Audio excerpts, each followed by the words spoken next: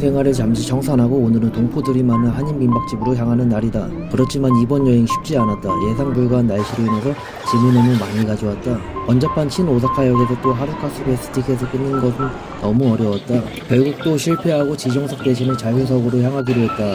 근데 시간도 매우 촉박했다. 우선은 구글맵이 가라는 플랫폼으로 생각 없이 몸부터 움직이기로 했다. 싸늘했다. 주간에 이미 3만 보가량 걸어다녔던 터라 체력과 정신 모두 나약해진 상태였다.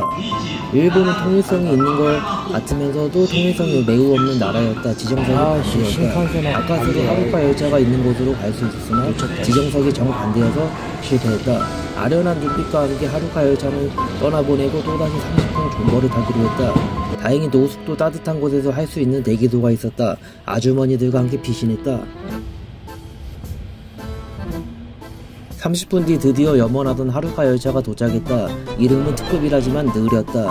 사람들이 난카이 남바를 많이 타지만 다행히 하루카 특급은 타지 않아 널널했다. 일반 전철을 타도 교토까지 30에서 40분이면 가는데 하루카 특급도 동일했다. 야밤이라 보이는 것도 하나 없었으나 하나라도 보일 것이라는 생각과 함께 졸면서 갔다. 바닥에다 하다 보니 교토역에 도착했다. 어차피 여기가 종점이라 푹 자도 상관없었다.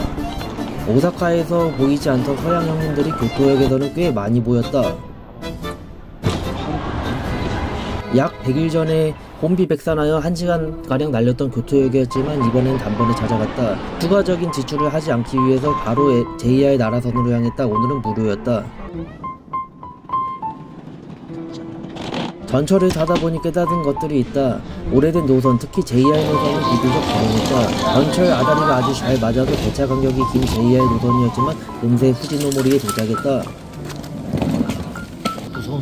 3개월 만에 돌아온 곳이었지만 역시나 적응이 안 되는 밤길이었다. 참 무서웠다. 대신 캐리어 바퀴가 아주 잘 굴러가서 내리막길을 내려가는 순간은 매우 편하게 갔다. 야 근데 교토 왜 이렇게 추워 이씨. 30분 떨어진 교토였지만 문제라 그런지 교토가 매우 싸늘했다. 입김이 나왔다. 자꾸 밤길이 무섭다고요 쫄보처럼 보였지만 교토의 밤은 진짜 어둡고 무섭다. 구글맵 없이 오늘의 종착지 유라유라 하우스에 도착했다. 구글맵에 치면 안 나온다. 오늘도 역시나 옆집 에어비앤비에 속아 잘못 내려갈 뻔했다. 간판 좀 만들어주세요. 또다시 와버렸다.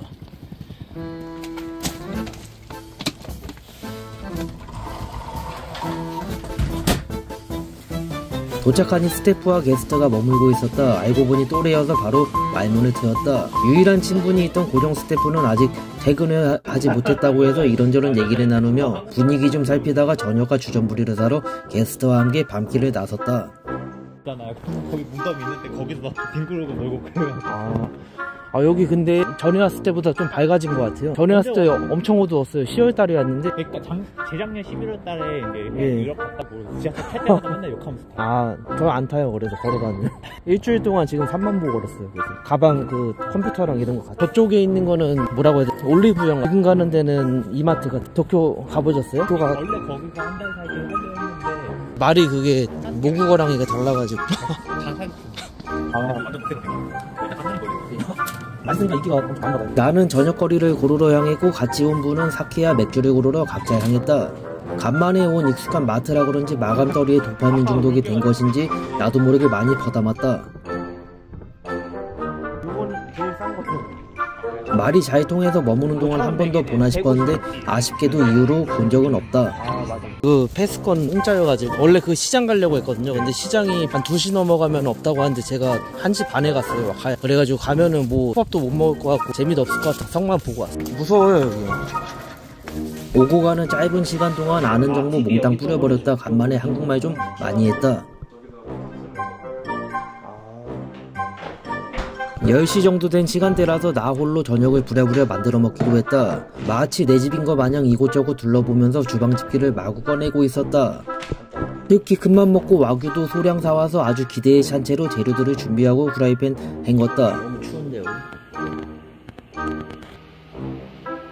고백유. 가와사키규. 가고시마규인가? 하라규. 아이씨.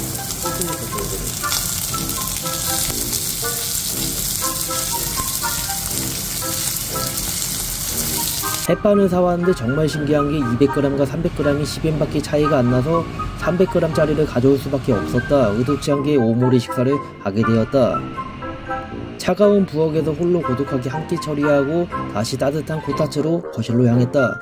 토요일이었지만 고정 스태프는 아직 도착을 하지 않았다. 잠시 여유를 즐기며 기다렸다.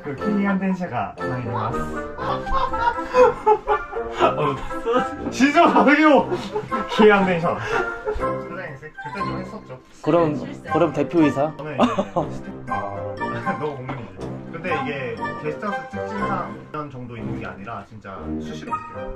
한 1개월만 있는 스태프. 제일 길게 하는 사람이 거의 이제 짧게 있는 사람은 그냥 지인이나 아니면은 장기 하루까지 5월 비자 끝나가지고 협찬 정책이 있긴 한데 약간 제가 약간 복지 오늘 회사에서 잘리면 바로 주고. 한국도 그래요. 오키나와가 한 700엔인가 800엔 준다면서요. 오늘 차를 입고 어디 다녀오셨어요? 일본의 겨울은 이번이 처음이었는데 밖보다 춥다는 게 이해가 가는 나의 숙소였다. 이번에도 편의를 봐주셔서 4인실이었지만 나 홀로 편하게 지낼 수 있었다. 여기다. 일요일 아침은 이전에 가보지 못했던 관광지들을 가보기로 했다. 첫 번째 관광지는 숙소에서 제일 가까운 부시미 이나리 신사였다. 이번 여행에서는 발에 물집이 안 생겨서 아직 싱싱할 때 큰맘 먹고 다녀오기로 했다. 8시가 되기 전에 밖으로 향했다. 교토를 대표하는 관광지이자 신사이기에 기대가 됐다. 지난 여행에서는 교토에 비도 자주 오고 물집도 매우 크게 잡혀서 가보지 못한 곳이었다. 어제와 달리 아침에는 그렇게 춥지 않았다. 나중에는 땀이 많이 나서 조금 불편했다. 후지노모리 쪽이 사람이 매우 적은 편이라서 아침 일찍 새벽 이슬을 마시니 상쾌해졌다. 날이 그 안개.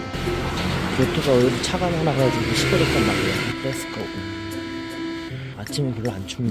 후지노모리에서 머물면서 후시미 이나리 신사를 앞을 몇 번 지나다녀 봤는데 아침에 9시 이전에 오는 것이 베스트였다. 10시쯤 되면 이곳은 마비가 된다. 이나리 신사. 오사카에 머물고 있다면 게이한 패스를 타고 오는 것이 가장 빠르고 저렴하다. 후시미 이나리 신사는 여우신, 장사의 신 은현장을 모시는 곳이라고 한다.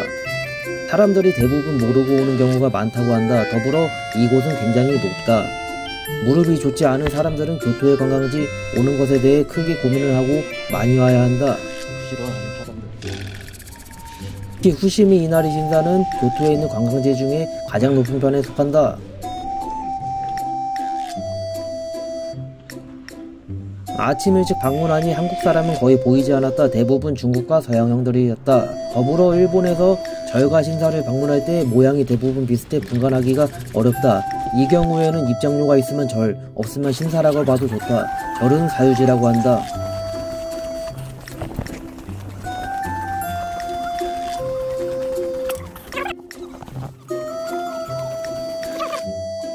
이쯤 되면 거의 정상에 왔겠지라고 생각이 들면 그 생각을 3번만 더 하면 된다. 높은 곳에 올라가면 알코올이 땡기는 게 만국 공통인지 이곳에서도 맥주와 사케 오지게 팔고 있었다. 원나블 세대로서 저런 신사의 문을 보면 나루토 나생문이 생각이 난다.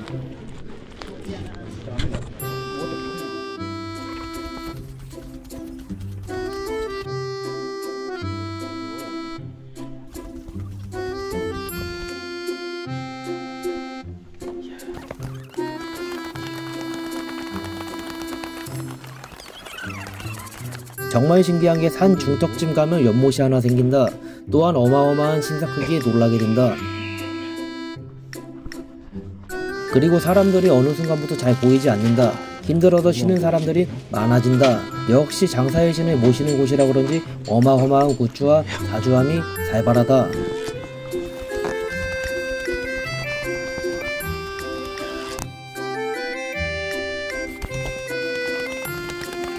교토에는 교토타워를 제외하고 전망대라고 할 곳이 전무하다.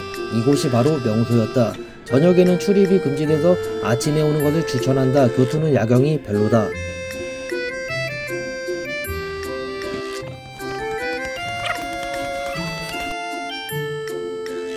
끝난 지 알았는데 이 신사의 규모 어느 정도인지 가늠이 가지 않는다. 끝이 없었다.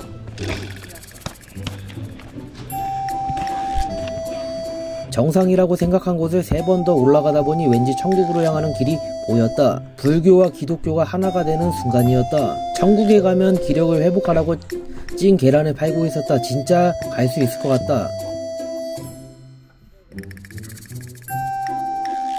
역시나 올라가는 길보다는 하산할 때 무릎에 더 부담이 많이 가는 법이었다. 아침 일찍 오다 보니 아니면 인기가 없는 정상이라 그런지 사람이 매우 없었다. 내려오다 보면 여우 대신에 고양이들이 매우 많이 보이기 시작한다.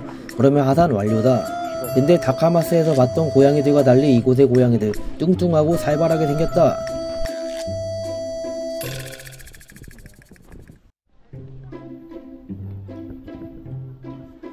10시쯤 되니 사람들이 전철역 앞부터 신사까지 인산인해였다. 큰일 날 뻔했다. 한국 사람은 별로 보이지 않았다. 역시 한국인들한테는 오사카가 최고긴 한 것 같았다.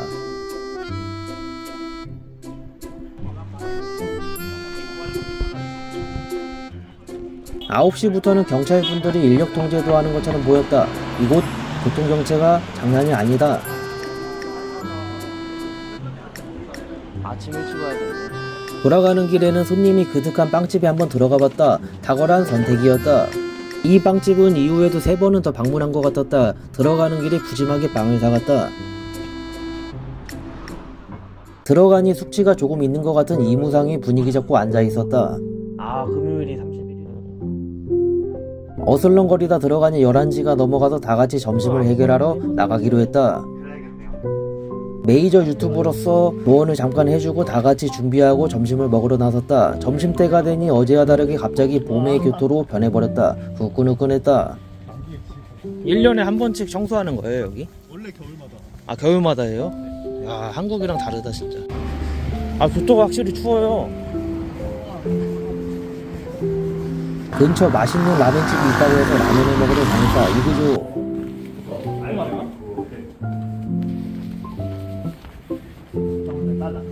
분명히 아는 길인 것 같았는데 역시 동네 사람들이 숨은 길도 아주 빠삭하게 알고 있었다. 왜 이렇게 좋아해, 라면? 저도 말고 그냥 촉촉한 고향만두? 그 맛있는 데는 아니고 그냥 길 쇼핑몰에 있어가지고 가봤는데 그냥 뜯어가지고 이렇게 먹었는데. 아, 오늘이요? 모르겠어요. 우선 일정 끝나가지고. 왜 어둡지? 일본은 장인정신이 있는 식당이 많은 게 쉬는 날이 많아 유지가 가능한 것 같았다. 종업원이 아리따운 다음 라면집으로 방향을 틀었다. 아유, 상관없어요. 라멘? 라면도 맛있고 스케맨도 맛있어요. 문 닫은 것 같은데. 오늘은 날이 아닌 것 같았다. 아리따운 종업원이 있는 라멘집도 문을 닫아버렸다. 마지막 목적지로 맛이 보장된 중국집으로 향했다. 일식 중화요리집이었다.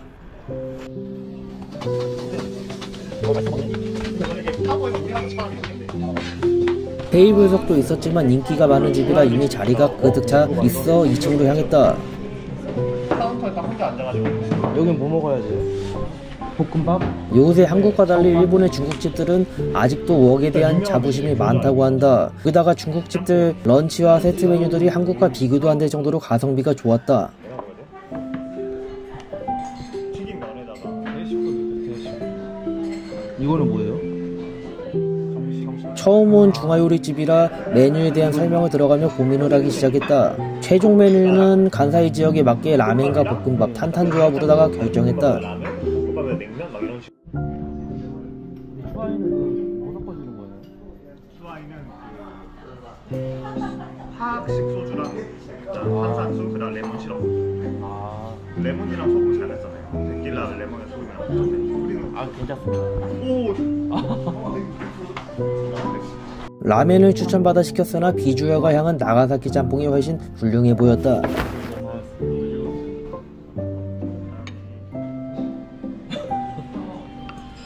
이 짬뽕이 더 맛있어 보이네. 나가사키 짬뽕. 한국과 달리 테이블마다 다양한 향신료가 준비되어 있어서 입맛에 맞게 조합하기 좋았다. 이번 주에 먹었던 게 중국식 라면이었네. 한국한테 약간 슴슴하다. 중국식 라면이요? 라면이 나오는데 국물은 왜 주는 거예요? 아, 화학집에서 시바드케 차원으로 해달라고 그러니까 제가 볶음밥 드리고. 근데 양이 그 미니 라면이 아닌데요? 그냥 라면이에요. 볶음밥이 미니 많아요. 볶음밥. 볶음밥 그냥 볶음밥이. 이게 코자라인 거만 먹어요. 양이 많아요. 그래서 밤에 술 마시러 막 코자라만 시켜요. 스부타도 코자라만 시켜요. 역시 좀 짜네. 아직 아직 일본어 적응 못하셨구나. 저거 하면 안 짜게 느껴집니다. 일부러 그래서 국물 있는 거를 피해서 먹었어요. 알아서 짜. 뭐야, 이거 고추야? 네, 고추야? 볶음밥은 10년 전에 느꼈던 불맛과 누른맛이 함께 느껴지는 훌륭한 볶음밥이었다. 요새 한국에서는 먹기 힘든 맛이라 한 번 더 먹으려다가 결국 못 먹고 왔다. 아, 양이 엄청 많은데.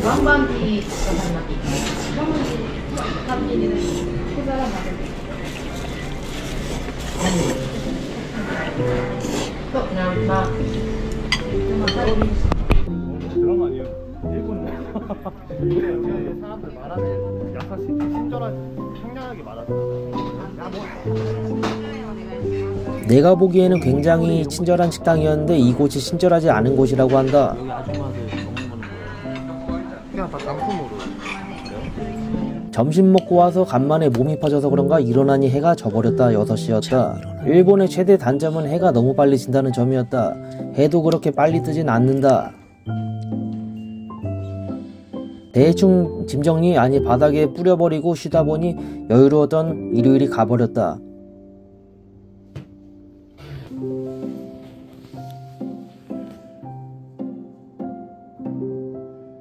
샤워하고 하루를 마무리했다.